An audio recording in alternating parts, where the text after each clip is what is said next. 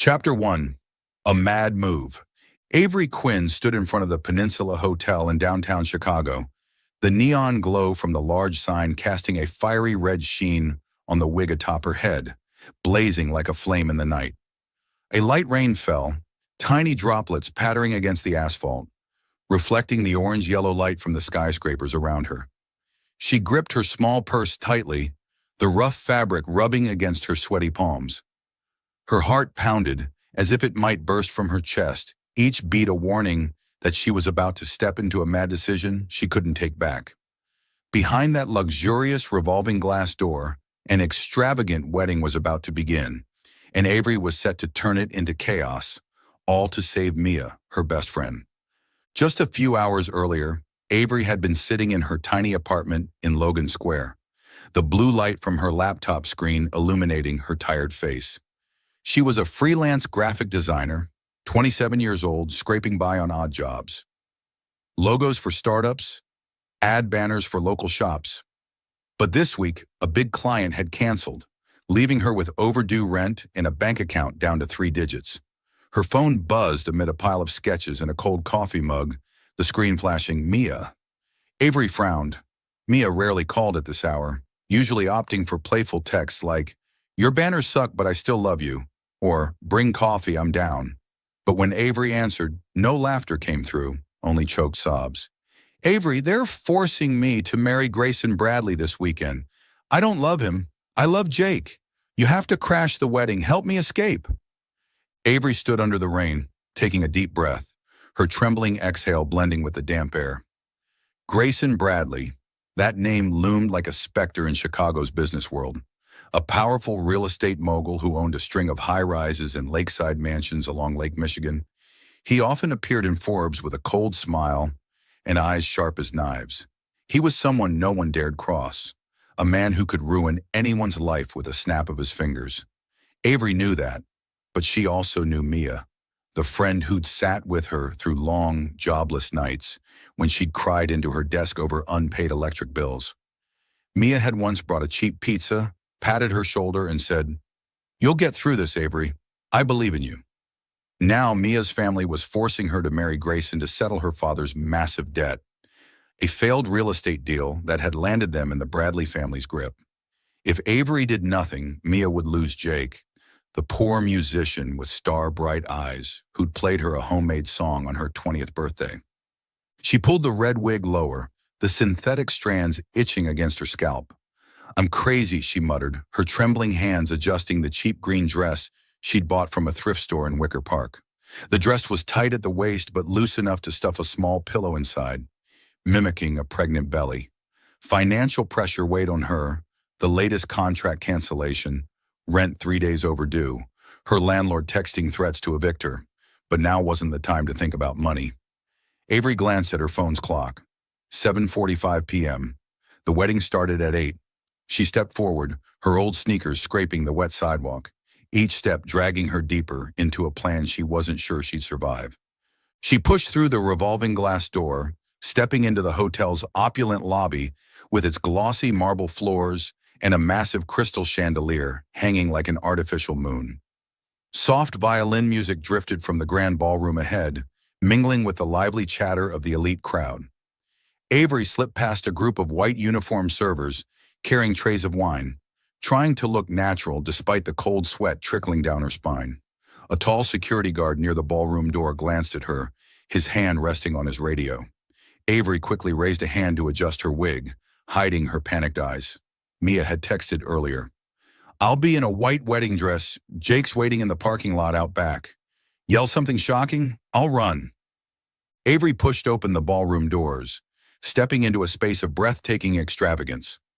Over 300 guests, businessmen in black suits, women dripping with sparkling jewelry, politicians with fake smiles, sat on red velvet chairs, their eyes fixed on the dais ahead. Dazzling white floral wreaths hung on the walls, the chandelier's light glinting off expensive wine glasses on silk-draped round tables. Mia stood in the center, her stunning white wedding dress hugging her frame, but her eyes were deep with sorrow, like a bird about to be caged in gold. Beside her was Grayson Bradley, tall in a perfectly tailored gray suit, black hair slicked back, a smug smile aimed at the crowd as if he just won a high-stakes game. Avery swallowed hard, her hand clutching her stomach, where the pillow faked a pregnant bulge. She took a deep breath and bolted down the aisle between the rows of chairs. "Stop!" Avery shouted, her voice cracking through the quiet space. The violins halted instantly, as if someone had snapped their strings. Every eye turned to her, shocked, curious, skeptical. She pointed at Grayson, her other hand clutching her belly, fake tears streaming thanks to skills honed watching rom-coms with Mia every weekend. "Grayson Bradley, you can't marry her. You abandoned me when I got pregnant. You said you loved me, then vanished after one night at Rusty Nail." The ballroom erupted in chaos. Whispers spread like wildfire, a few older women murmuring, "I knew that boy was trouble." A man in a black suit stood, snapping photos with his phone, the flash popping like lightning. Grayson charged down from the dais, his face flushed red, his icy gaze piercing through Avery. "Who are you? I don't know you," he roared, his voice drowning out the crowd's murmurs. But Avery didn't stop. "Don't pretend, Grayson. You drove that vintage Mustang that night, said I was the only one, then left me with this baby." She clutched her stomach tighter, the pillow nearly slipping, but she caught it in time, almost laughing amid the tension at Grayson's baffled expression. The crowd gasped, some chuckling, others shouting, "Unbelievable!" Through the corner of her eye, Avery saw Mia edging toward the back door, her white dress billowing as she ran to the parking lot where Jake waited on his beat-up motorcycle. But Grayson wouldn't let it slide. He barked at 3 black-suited guards nearby, his command sharp. "Grab her now!" The men lunged toward Avery from both sides of the aisle, their heavy footsteps echoing on the polished wood floor. Avery spun around, darting through the crowd, knocking over a table of wine in a chorus of shrieks.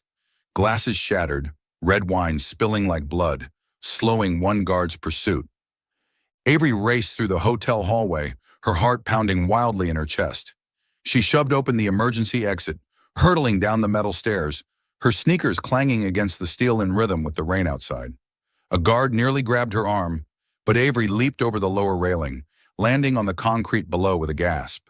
She dashed into the main lobby, toppling a silver-laden food cart, the crash of metal ringing behind her. "Stop!" Grayson's shout echoed from a distance, cold and cutting, but Avery didn't look back. She burst onto Chicago streets, car lights flashing through the rain, weaving through the crowded sidewalk. A man in a raincoat yelled as she bumped him, but Avery kept going. A yellow taxi screeched up from afar, and Avery waved frantically, diving in as it stopped. "Go, fast!" she yelled, her voice breaking with panic.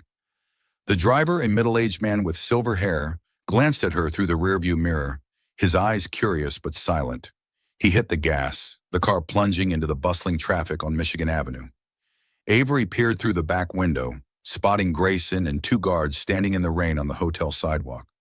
Grayson didn't chase, but his eyes, frigid, sharp as a blade, cut through the downpour, locking onto her like a promise he wouldn't let this go easily. Avery panted, yanking the red wig off her head and stuffing it into her purse. "You owe me big, Mia," she muttered, trying to steady her breathing. Through the taxi window, she'd seen Mia and Jake speed off on the motorcycle through a back alley as the crowd reeled. Her plan had worked. But at what cost? Grayson Bradley wasn't one to forgive. He'd find her, and when he did, Avery wasn't sure she could escape again. The taxi pulled up at the Greyhound bus station a few blocks away, and Avery paid with crumpled dollar bills, rushing into the ticket counter through the cold rain. "1 ticket to Stormhaven, the soonest trip," she said urgently to the clerk, an older woman chewing gum. The woman typed slowly, handing her a ticket for the night bus leaving in 15 minutes. Avery boarded, curling up in the back row, clutching her purse like a flimsy shield. Streetlights streaked past the window, faint glowing trails on her pale face. The bus rolled out, leaving Chicago behind in the thick rain. Avery gazed out the window, the city fading beyond the towering buildings and flickering lights. She didn't know what Stormhaven, a remote lakeside town near the Great Lakes, would bring. A hideout or a new trap waiting for her. But she knew she couldn't turn back. Mia was free, and Avery had traded her own safety for that. She closed her eyes, the bus engine humming with her racing heartbeat, carrying her to an uncertain future, where Grayson Bradley, with his cold fury and limitless resources, was already preparing to hunt her down. Avery gripped her purse tighter, her breathing slowing, but fear clung to her like the chill seeping through her thin coat. She'd escaped once. Could she do it again? Thank you for 10,000 subscribers. We are overjoyed and incredibly grateful to announce that Soul Stories has officially reached 10,000 subscribers. This milestone wouldn't have been possible without your amazing support. From the bottom of our hearts, thank you for every comment, like, and word of encouragement. We know there have been times when we didn't do our best, but your honest feedback has helped us grow and improve. Your trust and support mean everything to us, and we are more motivated than ever to bring you even more meaningful and inspiring stories.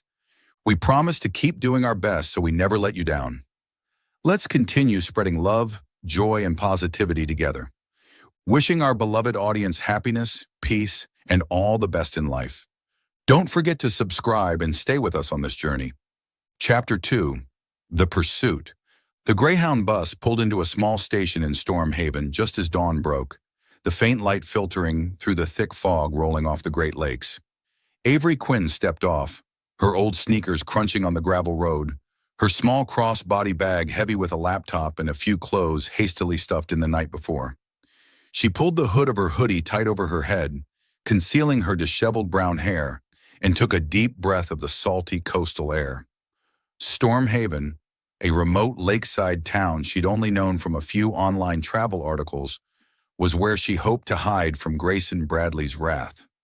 But even standing on this deserted road, with wooden houses peeking through rows of pine trees, Avery still felt his piercing, cold gaze lurking from afar. She found a small wooden cabin near the beach through a handwritten ad pinned up at the local general store. The owner, a wiry old woman named Elsie, handed her the key with a curious look, but asked nothing beyond. "You staying long?"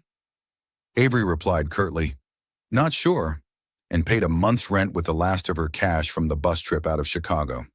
The cabin, with its weathered wooden walls and rusted tin roof, sat nestled between two towering rows of pines, a few hundred meters from the beach. Inside, there was just a single bed, a rickety wooden table, and a small kitchen with a fireplace long out of use. Avery set her laptop on the table, turned it on, and tried connecting to the weak Wi-Fi signal from a nearby cafe. She still needed to work online to make money, even if it was just the scraps of small design gigs she had left. Her first day in Storm Haven passed in a deceptive calm. Avery sat in the Driftwood, a cozy little cafe where the aroma of roasted coffee and toasted bread hung in the air. She worked on her laptop, tweaking a logo for a client in Ohio, her eyes occasionally darting to the window where gray waves crashed against the rocky shore. But that calm didn't last. Grayson Bradley, the man she'd humiliated in front of 300 VIPs at his wedding in Chicago, wasn't the type to let things go. The moment Avery left the city, he'd hired private investigators who traced her through security cameras at the Greyhound station. They ransacked her small Logan Square apartment just hours after she'd boarded the bus, tearing through papers on her desk, checking her Reuters internet history, and uncovering the ticket she'd bought online. Avery had escaped by a hair. If she'd lingered a few minutes longer, they'd have caught her right at the station. In Chicago, Grayson stood in his sleek office on the 45th floor of Bradley Tower, gazing down at the city through a massive glass window. His deep blue eyes were cold, his hand gripping the phone tightly as he listened to the investigator's report. She took a bus to Storm Haven, but the trail goes cold there. Grayson slammed the phone onto the desk, his voice icy. "Find her. Leave no corner unchecked. I want her standing in front of me within a week."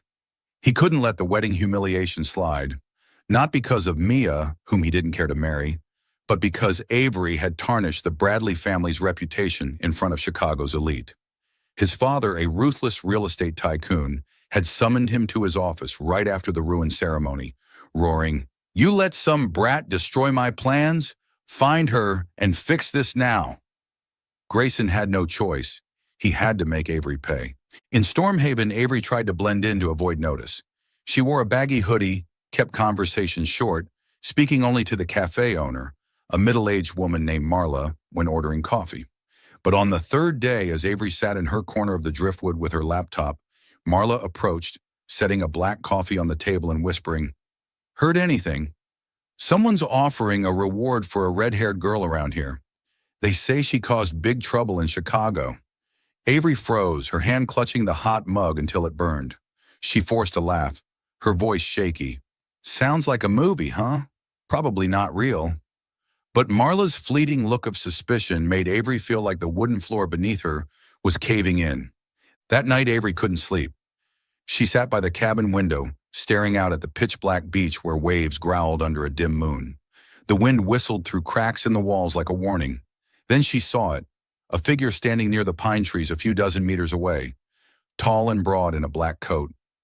Avery held her breath, her heart pounding, her hand gripping her phone, but not daring to call anyone. She'd cut contact with Mia right after leaving Chicago, leaving no trace to protect her friend from Grayson. The figure lingered for a moment, then melted into the shadows. But Avery knew they were closing in. The next morning, Avery went to the cafe as usual, trying to stay calm. But as she opened her laptop, a strange man sat at the table across from her, wearing a gray coat and sunglasses despite the overcast sky. He didn't drink coffee, just watched her silently over his phone screen. Avery felt cold sweat trickle down her spine, her hands trembling as she typed. She stood, paid quickly, and left the cafe, but didn't head straight home. She detoured through a narrow alley, weaving through a few streets to see if anyone followed. When she was sure no one was there, she ran back to the cabin, locked the door tight, and drew the curtains shut. But the sense of danger didn't leave her. Grayson had come to Stormhaven. She didn't know exactly when, but she felt it. In Chicago, he'd ordered his investigators, "Find her, leave no corner unchecked." He'd arrived in the town on the fourth day after Avery fled, driving a sleek black SUV, stopping at a small motel in central Stormhaven. He stepped out, his gray suit damp with rain, his cold eyes scanning every street corner. "She's here," he told his assistant, his voice low and certain. "I want to see her begging for mercy before this week ends." Grayson didn't just want to catch Avery. He wanted her to feel the price of daring to defy him, of humiliating him in front of the world he ruled. Avery lived more reclusively after that. She avoided going out unless necessary, working inside the cabin over its shaky Wi-Fi, always locking the door and checking the windows each night. She didn't dare contact Mia. Jake and Mia must have fled far by now, maybe to another state, living happily with their love. Avery smiled at the thought, but the smile faded fast as she recalled Grayson's eyes at the wedding. Cold, dangerous, unforgiving. She suspected he was close to finding her, and every odd sound outside, the wind, footsteps passing by, made her jump. On her fifth night in Stormhaven, Avery sat on the old wooden chair in the cabin, laptop on her lap, the blue screen light casting shadows on her tense face. She was editing an ad banner, but her hands shook so much the cursor kept slipping off the lines. A faint noise came from outside, like tires rolling over gravel. Avery sprang up, ran to the window, and peeked through the curtains. Under the dim streetlight, a black SUV parked near the cafe a few hundred meters from her cabin, its headlights off, but she saw a tall man step out, saying something to the driver before vanishing into the dark. Avery's heart raced like it might burst, her breath rapid in her chest. It was Grayson. She didn't need to see his face to know. He was here, closer than ever. She clenched her fists, nails digging into her palms until they hurt. She had no time left to run. Stormhaven wasn't big enough to hide in forever. She had to decide, stay and face him, or find a way to flee again, though the odds grew slimmer by the minute. Avery turned back to the table, shut her laptop and stuffed it into her bag. She stood in the dark, her heart pounding fiercely, knowing Grayson Bradley was about to knock, or worse, break down her door. She braced herself for the worst, but deep down, she still clung to a faint hope that a miracle might save her from this nightmare. Chapter 3. The Storm of Fate. Avery Quinn had been in Stormhaven for 8 days, and in those 8 days she'd gradually adjusted to the slow rhythm of this coastal town, a stark contrast to the relentless pace of Chicago. Each morning she sat in the small wooden cabin near the beach, opening her laptop on the rickety old table, tweaking graphic design projects over the weak Wi-Fi from the Driftwood Cafe. The steady crash of waves from the Great Lakes against the rocky shore a few hundred meters away was like a looping background track, helping her briefly forget the sleepless nights in the big city. Nights spent worrying about rent, failed contracts, and most recently, Grayson Bradley's cold stare when she'd ruined his wedding. But despite her efforts to blend into Stormhaven's calm, Avery couldn't shake the unease. Like every wave carried a whisper that he was drawing closer. Her cabin was simple but warm enough to get by.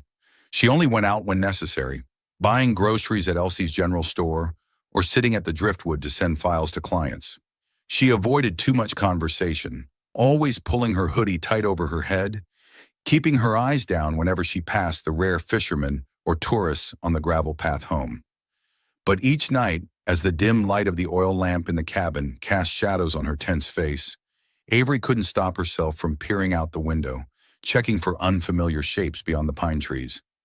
Grayson Bradley was in Stormhaven. She was certain of it, ever since she'd seen that black SUV near the cafe the previous night. He was hunting her, and she didn't know how much time she had left before he knocked on her door. On the 8th night, Stormhaven's sky darkened unnaturally. Avery sat in her wooden chair, laptop open before her, the blue screen light illuminating her weary eyes. She was editing an ad banner, but her hands kept slipping off the mouse, her mind drifting somewhere between the waves and her fear. A low rumble echoed from afar, like thunder rolling across the vast lake. Avery stood, pulled back the window curtain, and saw black clouds churning in the sky, blotting out the moon. The wind began to howl, rattling the old wooden window frame, and the waves beyond the beach slammed against the rocks with fiercer force than ever. A massive storm from the Great Lakes was bearing down, a rare but terrifying event Elsie had warned her about when handing over the key. Watch out for lake storms. They can sweep the whole town away. Avery locked the front door tight, checked the windows again, then sat back down, trying to focus on her work.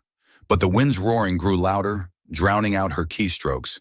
The windows shook as if they might shatter, and the first raindrops hit the glass hard, streaking into long trails. Avery got up, grabbed a wooden stick from the corner, the one she'd kept close since spotting that stranger near the house, and set it beside her chair as a makeshift weapon. She told herself, "It's just a storm, not Grayson." But as she sat down, another sound cut through the wind, a faint cry for help from the beach. Avery froze, her heart pounding. She rushed to the window, peeked through the curtain, but the thick rain obscured everything outside. The cry came again, clearer this time. "Help! Me!" A man's voice, weak but desperate, nearly swallowed by the waves. Avery clutched the stick, her breathing rapid. "Not my problem," she muttered, trying to convince herself to stay put. But a third cry rang out, closer now, as if the person was being dragged toward shore by the surf. Avery bit her lip, her conscience flaring up like a fire she couldn't extinguish. She couldn't let someone die out there, not when she could do something. She flung open the door, icy wind slamming into her face like 1,000 needles. Avery pulled on a thin raincoat, grabbed a flashlight with trembling hands and dashed outside. Rain whipped at her, soaking through her coat, plastering her hair to her face. She ran to the beach, the flashlight beam sweeping across the churning gray waves that roared like monsters. Where are you?" she shouted, her voice snatched away by the wind. Then she saw him, a man trapped under a splintered boat fragment a few meters from shore, his hands clinging to the wood, but the waves kept pulling him under. Avery didn't hesitate, plunging into the water, the frigid surf surging past her knees, then her waist. The lake water was like ice, each step weighed down as if by stones. Avery reached out, grabbing the man's arm, but a wave crashed hard, nearly knocking her over. "Don't let go!" she yelled, pulling with all her strength. He was heavier than she'd expected, his body limp from exhaustion, but Avery refused to give up. She hooked her arms under his chest, using her shoulder to shove the wood aside, dragging him to shore inch by inch. Waves slammed her back, water flooding her mouth, but she gritted her teeth, hauling him until they both collapsed onto the sodden sand. Avery gasped for air, Her flashlight lost somewhere in the surf, but she didn't care. She'd saved him. She staggered to her feet, dragging the man into the cabin, shutting the door against the storm. In the faint glow of the oil lamp, Avery laid him on the floor near the fireplace, wrapping an old blanket from the bed around him. He was freezing, lips purple, wet clothes clinging to his frame. Avery darted to the kitchen, grabbed a towel to wipe water from his face, then found gauze in her first aid kit to bandage a deep cut on his arm, likely from the wood. She didn't look closely at his face, focused only on keeping him alive. She muttered, "Just stay still. Don't die in my house." But as she leaned down to wipe water from his forehead, the lamplight revealed his face clearly. Avery froze, her breath catching in her throat. Closed eyes, wet black hair plastered to his head, and sharp chiseled features. It was Grayson Bradley, the enemy who'd hunted her for the past week, who'd sworn to make her pay for crashing his wedding. Avery stumbled back, her trembling hands dropping the towel to the floor. "No, it can't be," she whispered, eyes wide with horror. He was here, in her cabin, unconscious but alive, the man she'd just risked her life to save from the storm. Panic surged through her, her heart hammering like it might burst. "I have to leave him," she told herself, staring at Grayson's pale face. He was her greatest threat, the one who'd hired detectives, offered rewards, nearly caught her in Chicago. If he woke up, he'd recognize her, and it'd all be over. Avery stood, lunging to the corner for her bag, ready to flee into the storm. But she stopped, gazing at him lying there, cold and still, his faint breath puffing out like white mist in the frigid air. Her conscience screamed. If she abandoned him, he'd die, and she'd never forgive herself. Avery bit her lip until it bled, her hand clutching her bag. She couldn't kill him, even if he was her enemy. "Damn it," she muttered, tossing the bag to the floor and turning back to Grayson. She stoked the fireplace with a few dry logs, the small flames crackling to life, spreading warmth into the icy room. Avery pulled the blanket higher around him, dried his hair with another towel, and checked his breathing, weak but steady. She didn't know what else to do, only that she had to keep him alive through this stormy night. When the fire steadied, Avery sat on the floor beside Grayson, keeping just enough distance to watch him.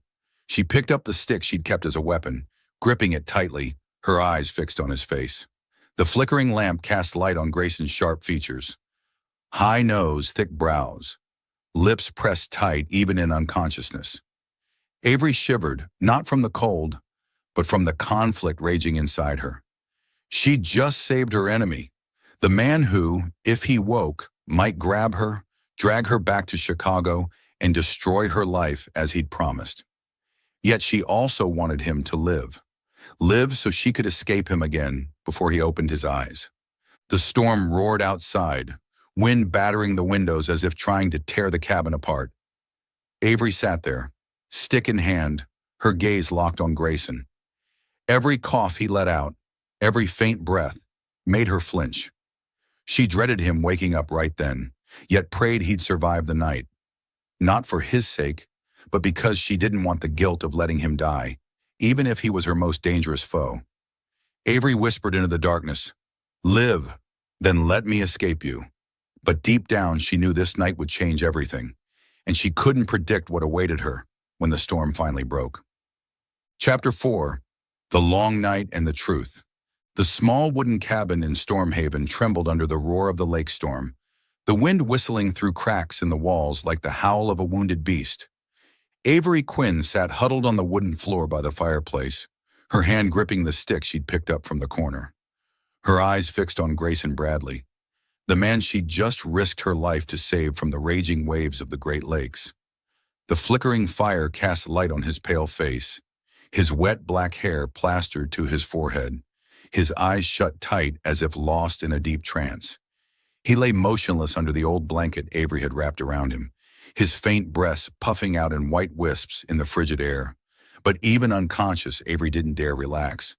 This was Grayson, the enemy who'd hunted her for 8 days, who vowed to make her pay for ruining his wedding in Chicago. Avery clutched the stick tighter, her nails digging into her palms until they stung. She just saved him, dragged him from the beach in the storm, bandaged the cut on his arm, stoked the fire to keep him alive. But now, as the dim oil lamp revealed the sharp contours of his face, Avery only wanted to run. She'd seen the black SUV near the cafe last night, heard the rumors from Marla about a bounty on a red-haired girl. Grayson had come to Stormhaven for her, and if he woke up, if he recognized her, it would all be over. Avery glanced at her bag in the corner, where her laptop and a little cash lay ready. "I have to go," she whispered, her voice trembling in the dark. But every time she moved to stand, her eyes fell back to Grayson, freezing, frail, almost harmless in this state. She couldn't leave him to die, even if he was her greatest threat. The storm outside showed no sign of stopping. Wind slammed the windows, making the glass rattle as if it might shatter, and the lake's waves roared like they'd swallow the town whole.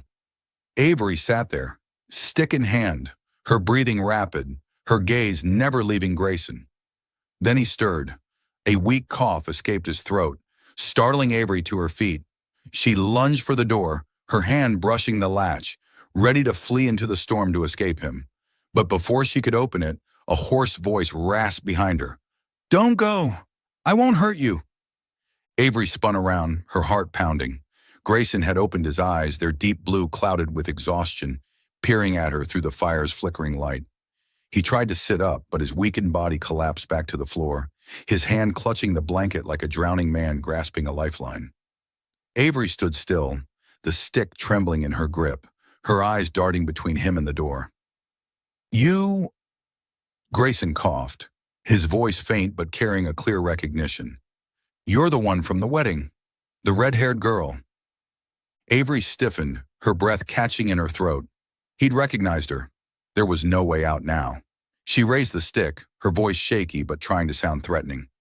"Don't move, Grayson Bradley. I know you came here to catch me. I won't let you." Grayson looked at her, his tired eyes devoid of the anger she'd seen at the Peninsula Hotel. He coughed again, clutching his chest, then whispered, "I don't have the strength to catch you. Not now." She frowned, distrusting his words. Avery stepped closer, but kept a safe distance, the stick still raised. "Don't lie. You chased me from Chicago to here. You had my apartment searched, put a bounty on me. What do you want? Revenge for crashing your wedding?" Her voice rose, laced with fear and fury, echoing over the wind outside. Grayson closed his eyes, his breathing labored. He stayed silent for a moment, then opened them again, his gaze no longer sharp as before. "That's right," he said, his voice hoarse. "I came to Stormhaven to catch you. I wanted you to pay for humiliating me in front of 300 guests. My father, the whole world I know, but—" He paused, coughing, his hand tightening on the blanket. "I didn't expect to get caught in this. The storm trapped me, my boat smashed apart while I was looking for you." Avery blinked, surprised by his candor. "Looking for me in a storm?" she asked, her tone skeptical. "Why would you risk that? Just to catch me?" Grayson gave a dry, bitter chuckle, a faint sound. "Not exactly. I left Chicago the moment I knew you'd come here. I rented a boat from a port near Stormhaven, planning to search every house along the coast to drag you out. But the storm hit midway. Waves smashed the boat and I nearly drowned. I didn't expect you'd be the one to save me." He looked at her, a hint of confusion in his eyes. "Why did you do it? You knew who I was." Avery gripped the stick tighter, pressing her lips together. "I didn't know then," she said, her voice trembling. "I just heard a cry for help. I couldn't let anyone die out there, even you. But now I regret it." She stepped back, her eyes wary. "You're awake, so I'm leaving. Don't come after me." "Wait!" Grayson called, his voice weak but firm. He tried to lift himself but fell back to the floor, clutching his chest and panting.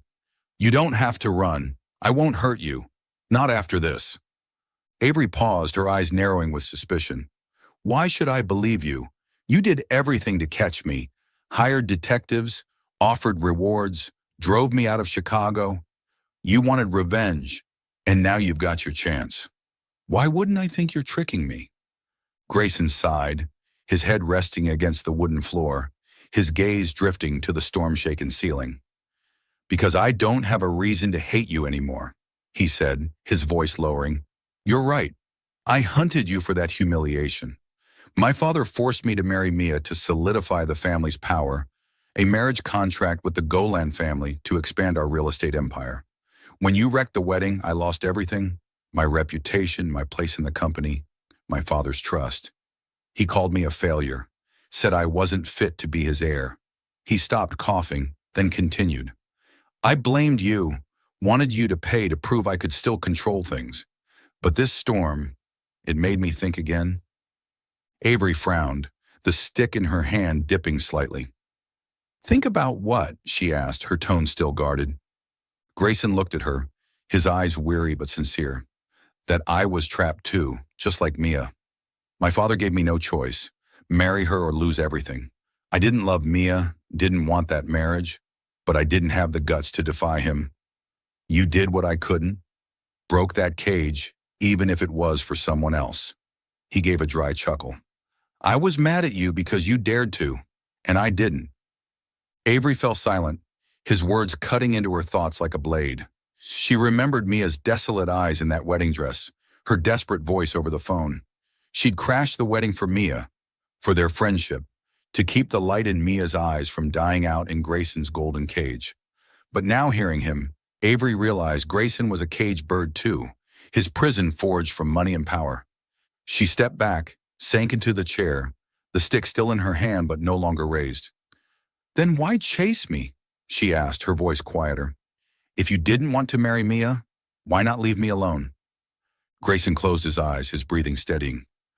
Because I didn't know what else to do, he said. My father wanted me to fix it, and I thought catching you was the only way to reclaim my honor.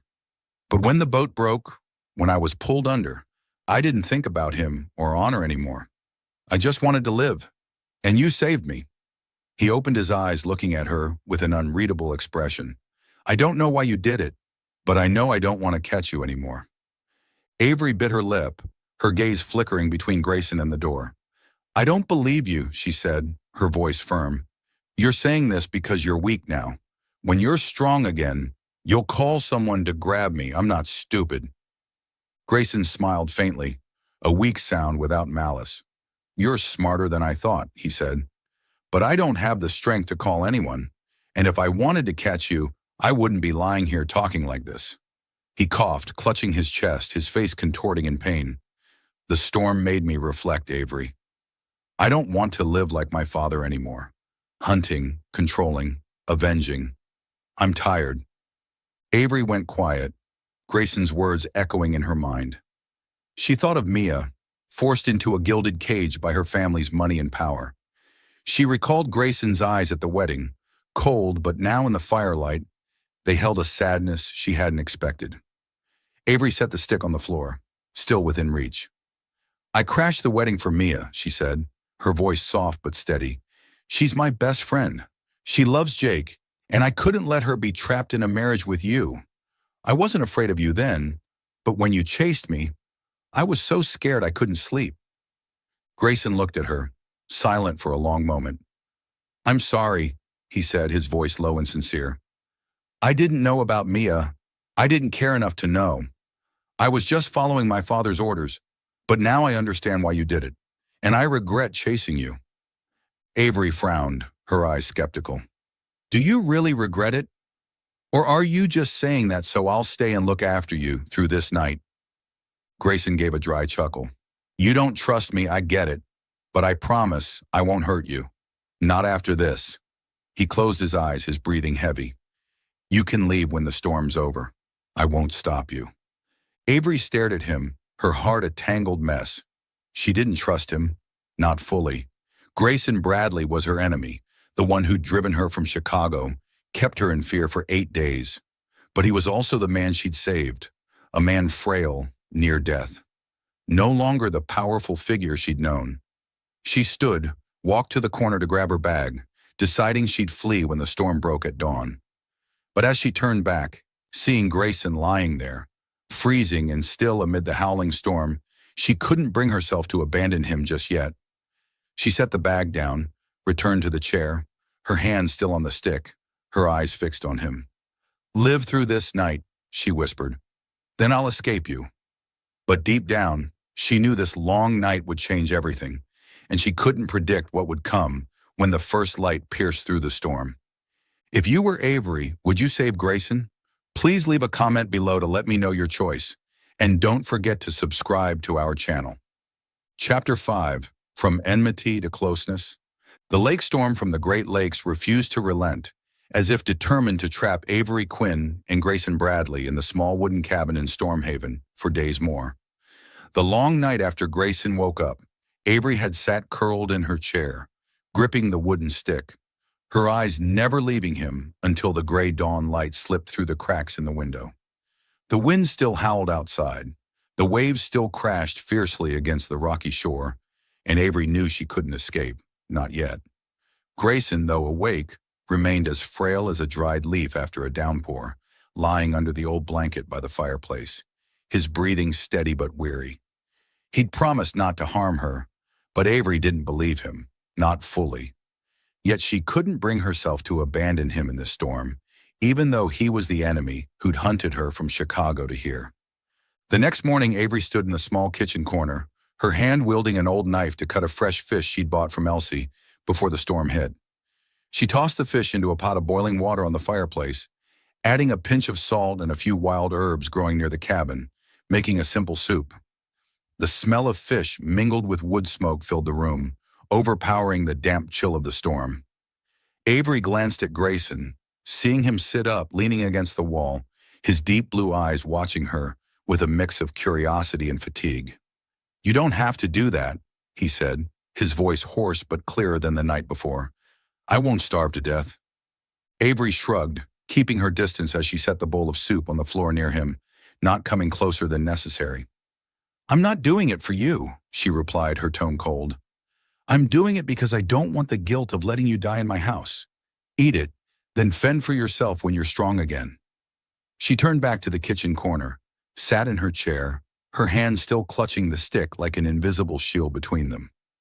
Grayson picked up the bowl, took a small sip, his eyes not leaving her. "It's good," he said, a faint smile crossing his lips. Avery didn't respond, only staring out the window where rain still lashed the glass.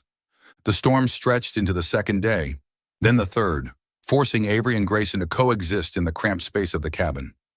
Avery cared for him reluctantly, changing the bandage on his arm when it oozed blood, heating water so he wouldn't freeze, and cooking simple soups from fish and herbs.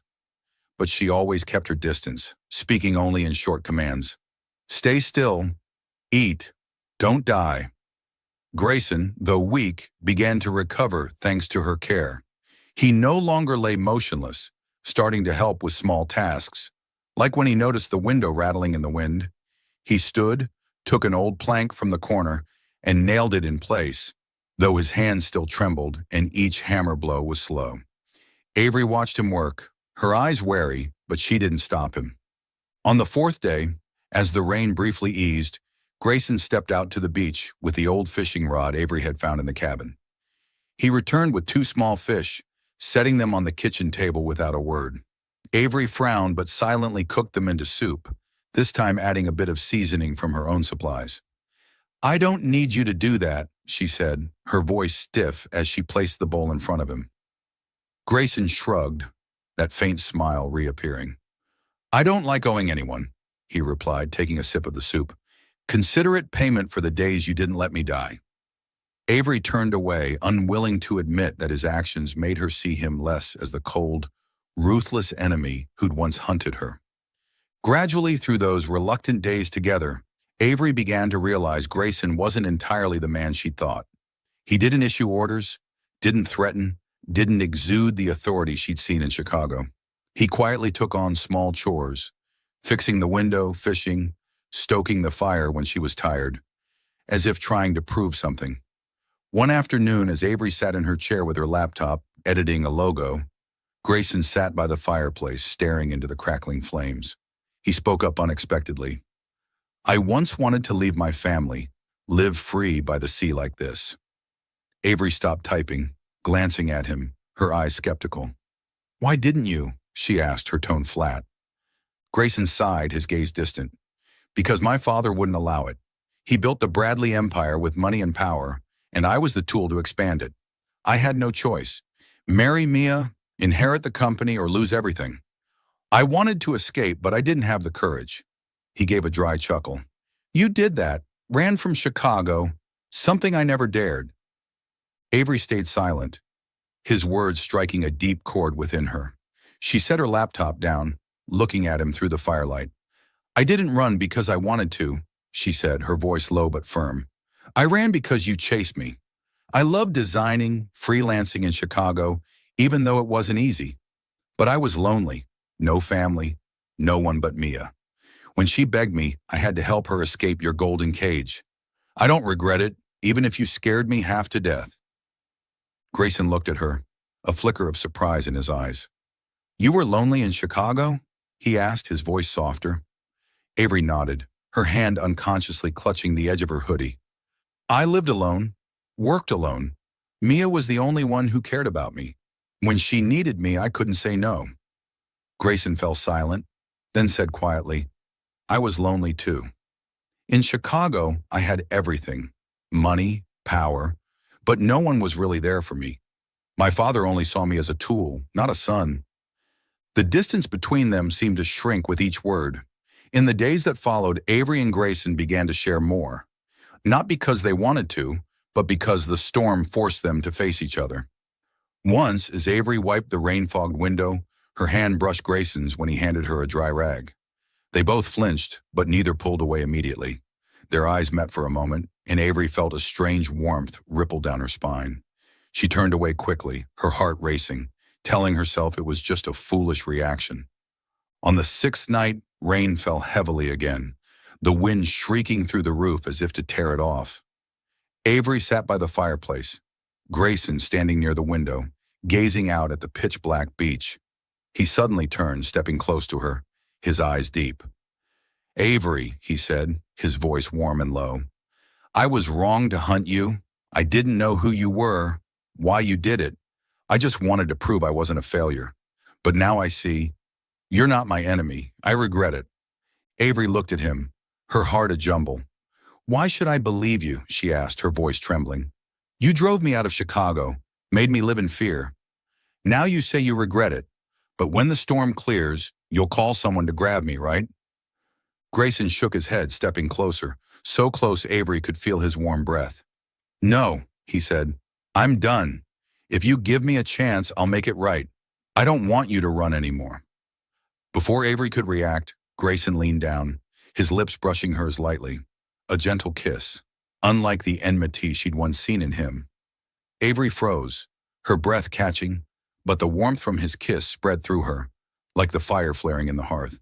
She pushed him back, her hands shaking, her eyes wild. What are you doing? She shouted, her voice breaking. Grayson stepped back, rubbing his face, his eyes confused. I don't know, he said, his voice hoarse. I didn't mean to, but you make me feel different. I don't want to scare you anymore. Avery clutched her chest, her heart pounding wildly. She wanted to yell at him, to run out into the storm, but the warmth of his kiss lingered on her lips, indelible like ink she couldn't erase. She wrestled inside. Grayson was her enemy, the one who'd forced her to flee, to live in terror. But he was also the man she'd cared for, who'd just spoken regret with an honesty she'd never seen before. I don't trust you, she said, her voice stiff. But I don't know anymore. I'm scared of you, but I don't want to be scared forever. Grayson looked at her, his gaze softening. Give me a chance, he said. I won't hurt you, I promise. Avery fell silent, her eyes flickering between Grayson and the door. She wanted to run from him, from Stormhaven, when the storm broke. But as she watched him sitting there, no longer the powerful Chicago businessman, but a tired man dreaming of freedom, she felt a small shift inside. I'll try, she said, her voice quiet but firm. But if you trick me, I won't forgive you. Grayson nodded, a spark of hope lighting his eyes. Avery turned away, hugging herself in the dark, her heart still racing. She still planned to leave when the storm cleared, still didn't fully trust Grayson, but she couldn't deny. He wasn't just her enemy anymore. He was a man of sincerity, one she was starting to understand, though she didn't want to admit it. The storm still raged outside, But within the cabin, something had begun to change. A small, warm flame quietly igniting between two hearts once at odds. Chapter 6. Love and Freedom. The lake storm from the Great Lakes finally broke after 7 fierce days, leaving Stormhaven in a rare, peaceful morning. Pale golden sunlight pierced through thin clouds, shimmering on the water's surface like thousands of gems scattered across a green tapestry. Avery Quinn stood on the porch of the small wooden cabin, cradling a mug of hot coffee, breathing in the salty sea air deeply. A gentle breeze blew through, carrying the storm's final breath, lifting her disheveled brown hair lightly. She had lived through the most tense days of her life, fleeing Chicago, saving Grayson Bradley from the raging waves, and reluctantly sharing this cabin with him. But now, watching Grayson stand on the sandy shore, sunlight illuminating his still slightly pale face, Avery no longer saw him solely as the enemy who'd once hunted her. He'd recovered. The cut on his arm was healing, his steps steadier, and his deep blue eyes gleamed with a new determination she'd never seen in him before. Avery gripped her coffee mug tighter, her gaze shifting between Grayson and the gravel path leading out of town. The storm was over. She could run, as she'd originally planned. Her bag with her laptop and a little cash still sat ready in the corner, waiting for her to grab it and vanish from Stormhaven before Grayson could call someone to catch her.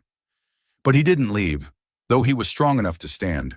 He stayed, fixing broken windows, stoking the fire, and looking at her with eyes no longer filled with anger, but with a tenderness that made her heart tremble.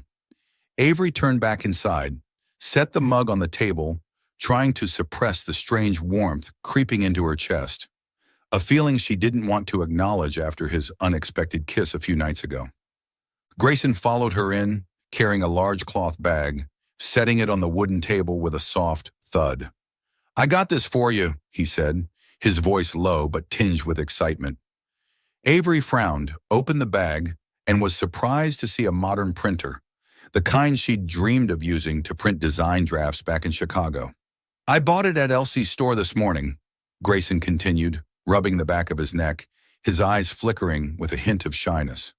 "You said you needed it to work more efficiently. I thought, if you stay in Stormhaven, it'll help you keep designing without worrying about printing." Avery stared at the printer, then at Grayson, her heart beating faster. "Why did you do this?" she asked, her voice trembling. "You don't need to be here anymore. The storm's over. You could go back to Chicago, call someone to grab me, like you planned from the start." Grayson stepped closer, his gaze locking onto hers. "I don't want to grab you," he said, his voice firm. "I want to stay, for you. I told you I regret hunting you, Avery. I don't want to return to Chicago, to my father's golden cage. I want to be here with you, if you'll let me." Avery stepped back, her hand clutching the table's edge, her eyes confused. "You're crazy," she said. "I'm the one who crashed your wedding, humiliated you in front of everyone. Why would you want to stay with me? Why should I trust you?" But though her words resisted, her heart stirred at his, something she couldn't deny, despite trying to push it away since that rainy night's kiss. Grayson didn't answer right away. He waved a hand, beckoning her to follow him to the beach. Avery hesitated but eventually stepped out, her old sneakers sinking into the damp sand left by the storm. A crescent moon rose in the sky, illuminating the quiet waves lapping at the shore. Grayson stood there, gazing at the lake, then turned to face her. "I never told you everything," he said, his voice deep like the tide. "When I was swept under in the storm, I thought I'd die. I didn't think about my father, my reputation, or money. I just thought, if I lived, I wanted to do something truly meaningful. And you saved me, Avery. Not because I'm Grayson Bradley, but because you couldn't leave someone behind." Avery stayed silent, her eyes fixed on him under the moonlight. Grayson stepped closer, his hand brushing hers lightly, warm and trembling. "I love you," he said, his voice catching. "I don't know when it started, but I knew it when you sat beside me in the storm, even though you could have left me. I don't want to lose you." Before Avery could react, Grayson leaned down, his lips touching hers, softly, gently, more a promise than a demand. Avery stiffened but didn't push him away. The kiss brimmed with emotion she couldn't deny, and when he pulled back, Tears streamed down her cheeks. "I love you too," she whispered, her voice breaking with feeling. "I was scared of you. I hated you. But I can't deny this anymore. I love you, Grayson." He pulled her into his arms, holding her tight under the moon, and they stood there, the waves lapping softly as if witnessing two once opposed hearts becoming one. But the past didn't let go easily. A week later, as Avery and Grayson sat in the cabin, Avery editing a design on her laptop, Grayson reading an old book about sailing, car engines rumbled from the gravel road. Avery jumped up, her heart racing, rushing to the window. Two black SUVs stopped outside, and 5 men in dark suits stepped out, their strides rigid like professional guards. Grayson set the book down, his face darkening. "They're here for me," he said, his voice low. The leader, a middle-aged man with silver hair and sharp eyes, pounded on the door. "Grayson Bradley," he called, his voice cold. "Your father orders you back to Chicago immediately. Don't make us use force." Avery grabbed Grayson's hand, her eyes panicked. "They'll take me," she whispered. "You said you'd stop, but they'll—" Grayson squeezed her hand, his gaze resolute. "They won't touch you," he said, then stepped forward, opening the door and standing in front of Avery like a living shield. "I'm not going back," he told the man, his voice hard as steel. "Tell my father, I renounce my inheritance, Bradley Enterprises. Everything. I'm staying here with her." The man frowned, his eyes cutting. "You know the consequences, Grayson. Your father will cut you off. Money, reputation, every tie. You'll have nothing." Grayson gave a dry laugh, his hand still holding Avery's. "I don't need anything from him anymore. I have what I want right here." The man glanced at Avery, his look disdainful, but said no more. He turned back to the SUVs, the group climbed in, and they drove off, the engines fading into the sea air. Avery looked at Grayson, her eyes brimming with emotion. "You gave up everything for me?" she asked, her voice trembling. Grayson turned, cupping her face. "I gave up that cage because I want to live real. With you," he said. Avery didn't run anymore. She trusted him, believed he'd protect her, as he'd just done. In the months that followed, Grayson didn't just stay in Stormhaven for Avery. He started something bigger. With the experience and skills that once ran Chicago's real estate empire, Grayson saw this coastal town lacked a safe dock for fishermen. Storms like the last one often destroyed boats, robbing locals of their livelihoods. Using his personal savings, he contacted old engineers from Chicago and began building a small but sturdy dock near Stormhaven's beach. He worked alongside local fishermen, driving pilings, pouring concrete, designing a shelter for boats during storms. Avery watched him from the porch, coffee in hand, marveling at his change. From a cold businessman in pricey suits to a man in a mud-stained cotton shirt. Hands calloused from labor, his eyes alight with a joy she'd never seen.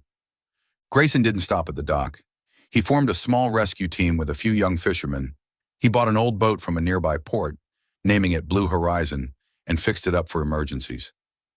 The people of Stormhaven, initially wary of the city guy, grew to respect him. Elsie, Avery's landlord, once told her, "He's not the freeloading type. He gets things done." Avery smiled, never expecting Grayson to find purpose in the place she'd thought was just a temporary hideout. While Grayson built the dock, Avery kept up her graphic design work. He kept his promise. The printer he'd bought let her print drafts quickly, and she opened a small studio in a larger cabin they bought together near the beach.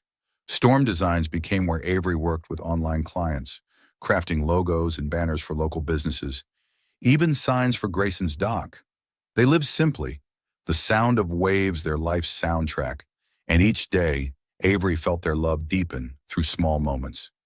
Grayson bringing fish for soup, Avery brewing coffee for him after his beachside work. One early spring afternoon, as Avery sat on the porch with her laptop, an old motorcycle rattled to a stop out front. Avery looked up, her heart skipping when she saw Mia and Jake step off. Mia, her hair shorter and her smile radiant, rushed forward and hugged Avery tight, tears rolling down her cheeks.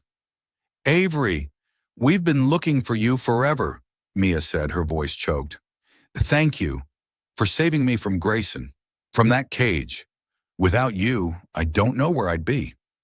Jake stood behind, grinning, holding an old guitar, still as laid back as the day they'd fled Chicago. "You're a hero, Avery," he said, his voice warm. Avery hugged Mia back, laughing. "I thought you two had vanished for good," she said. "How'd you find me?" Mia winked. "I heard about a designer here, saw the banners and designs online. I knew it had to be you." Avery chuckled, then glanced toward the beach where Grayson stood with fishermen, directing the installation of dock anchors. Mia and Jake followed her gaze, their jaws dropping, eyes wide with shock. "Wait," Mia whispered, pulling Avery closer. "That's Grayson Bradley? What's he doing here, building a dock? I thought he'd drag you back to Chicago." Jake cut in, his tone playful. "Look at that. The guy's ditched the suits. He looks like a real fisherman. Avery, what magic did you work?" Avery laughed, shaking her head. "He's not the enemy anymore," she whispered to Mia. "He stayed for me, and now he's helping the people here. Don't ask. I can't believe it either." Mia and Jake exchanged a look, then burst out laughing, unable to fathom that Grayson Bradley, the cold businessman who'd once forced Mia toward a wedding, was now on the beach, his shirt smeared with mud, shouting orders to fishermen like a true local. Just then, Grayson walked up from the sand, a small hammer in hand, sweat dripping down his forehead. He spotted Mia, smirked mischievously, and said, "Well, if it isn't my fiancé." His tone was teasing, free of malice. Mia's eyes widened, nearly dropping the coffee mug Avery had handed her, then laughed loudly. "What? You still remember that?" she asked, hands on hips. Grayson nodded, his eyes twinkling. "Thanks to you, I found Avery, Mia. If it weren't for that wrecked wedding, I'd still be stuck in Chicago, living in my father's golden cage. So, thank you, my almost bride." He winked, then turned to Avery, his gaze softening. "But I chose this real wife instead." Mia and Jake erupted in laughter, Mia slapping Avery's shoulder. "You're a wizard, turning this guy into a decent human." Avery blushed, muttering, "Don't exaggerate. I'm shocked too." Grayson just smiled, stepping closer to Avery, resting a hand on her shoulder in a quiet affirmation, then heading back to his work. Mia hugged Avery again. "You're incredible, Avery," she said. "I owe you my life." They sat on the porch, catching up on the past months. Mia and Jake had escaped to Wisconsin, living in a small house where Jake played gigs at local bars. Avery told them about the storm, Grayson, and how they'd gone from enemies to lovers. Mia's eyes widened. "He kissed you in the rain?" "God, it's straight out of a romance movie." Jake laughed.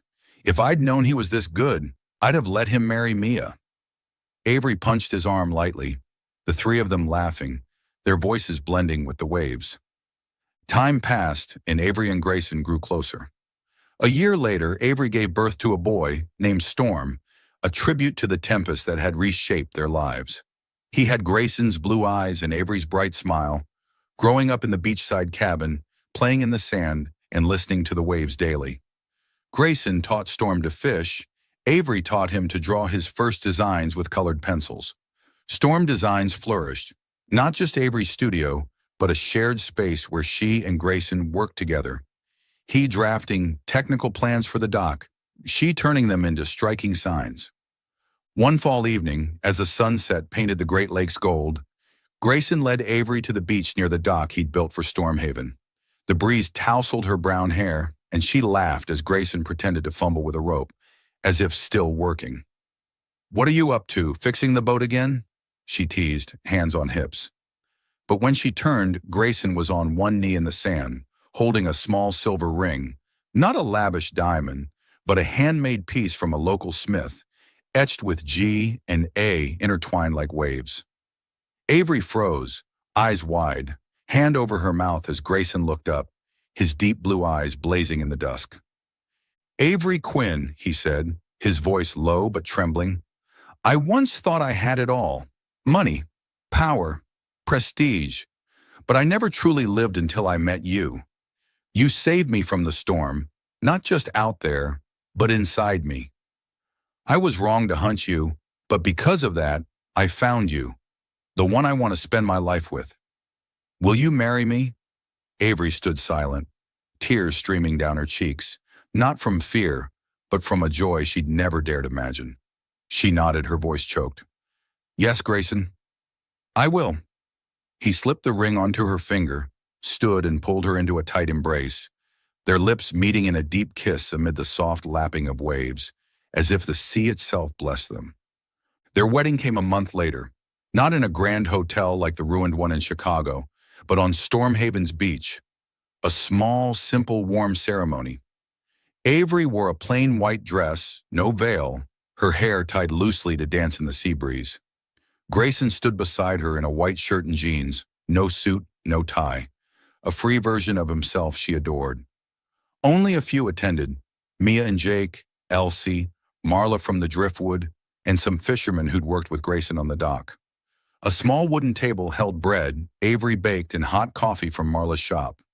Mia, as maid of honor, hugged Avery before the vows, whispering, "You deserve this happiness, Avery."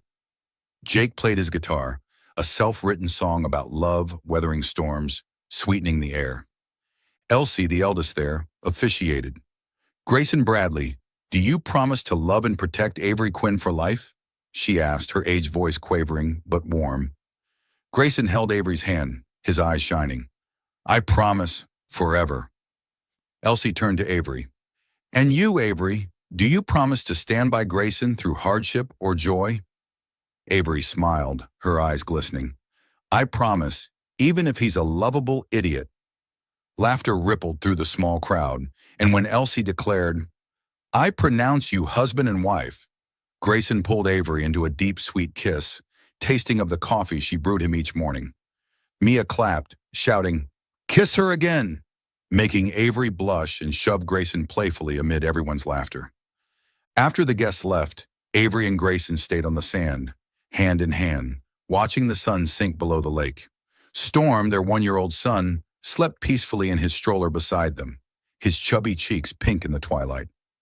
Avery leaned her head on Grayson's shoulder, whispering, "You know, I never thought I'd be here with you, like this, from enemies to husband. Sometimes I think it's a dream." Grayson chuckled softly, stroking her hair. "Me too," he said. "I thought my life was just money and power, that I had to live by my father's rules. But you changed everything, Avery. You taught me freedom's worth more than anything I ever had." Avery looked up, her eyes bright in the gathering dark. "I was afraid of you, Grayson," she said, her voice small but honest. "When you chased me from Chicago, I thought I'd lose everything. My work, my freedom, myself. But saving you in the storm, I realized. Sometimes you have to face fear to find something greater. I never expected it'd be you." Grayson squeezed her hand, his gaze tender. "I regret scaring you," he said, "but I'm grateful for not leaving me, for giving me a chance to make it right. Without you, I'd still be a lonely man in that golden cage." They sat in silence for a moment, listening to the waves and Storm's steady breathing in his sleep. Avery smiled, adding, "You know the biggest lesson I've learned? That love isn't just finding someone, it's overcoming adversity together. We started as enemies, but now I can't imagine my life without you." Grayson nodded, brushing her cheek lightly. "And I learned freedom isn't having it all. It's choosing what truly matters. I chose you, Avery, and it's the best choice I've ever made." Avery laughed softly, pressing closer to him. "Mia says I'm a witch for turning you from a cold businessman into Stormhaven's own," she teased. Grayson laughed, his voice warm. "She's right. But I think I fell for that witch the moment she saved me in the storm, though I didn't dare admit it then." He leaned down, kissing her lips lightly, and Avery kissed back, the kiss sweet as moonlight on the lake.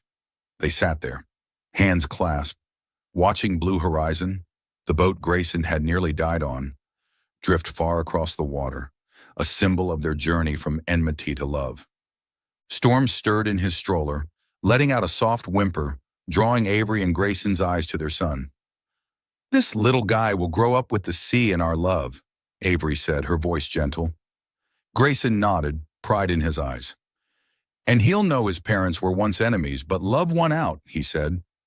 Avery laughed. "Let's hope he doesn't pick up your hunting habits." Grayson winked. "No chance. I'll teach him to love like I love his mother." Night fell, moonlight bathing Stormhaven's beach, encircling Avery and Grayson in a soft glow. They'd weathered storms, both in the world and within, to find each other.